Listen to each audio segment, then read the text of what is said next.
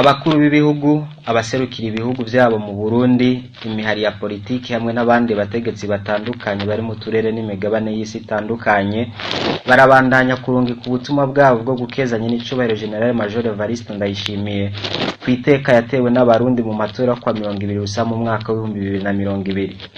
Umukuru w'igihugu ca Tanzania John Pombe Magufuli nkuko bigaragara ku muhora wa Twitter arakeza umukuru w'igihugu mushasha General Major Evariste Ndayishimiye akipfuriza abarundi bose amahoro n'iterambere rirama ry'igihugu cabo.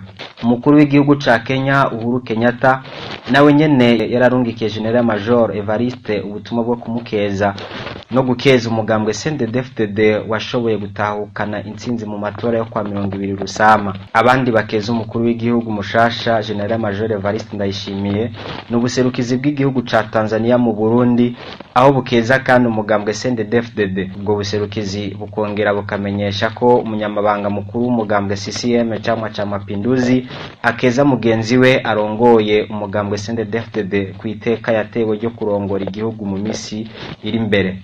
Ndetse n'igihugu cy'u Rwanda kibicishije ku bushikiranganje bw'imigenderanire y'ico gihugu n'ibindi bihugu mu itangazo bwasohoye ku wa gatandatu ruhesha umwaka wa 2020 burakezanye n'icubahiro umukuru w'igihugu mushasha. Ico gihugu kimenyesha kandi ko ari n'akajyo ko kwerekana ko ico gihugu cipfuza kunagura imigenderanire hagati y'ivyo bihugu bibiri bibanye. Nkuko biri muri iryo tangazo, ico gihugu kikaba cipfuriza amagara meza, amahoro n'iterambere abarundi na leta y'u Burundi na cane muri iki gihe ikiza ca coronavirus kigisibije. Antonio Guterres umunyamabanga mukuru w'ishirahamwe mpuzamakungu rya ONU nkuko bigaragara ku rubuga rw'iryo shirahamwe aremera ivyatangajwe ku wa 4 ruheshi umwaka wa 2020 na sentare ijejwe kubahiriza ibwirizwa shingiro y'u Burundi bijanye n'ibiharuro ntabanduka vyavuye mu matora yo kwa 20 rusa mu mwaka wa 2020. Umunyamabanga agatera intege impande zose kubandanya gutsimbataza amahoro n'umutekano hagati ya bene Burundi.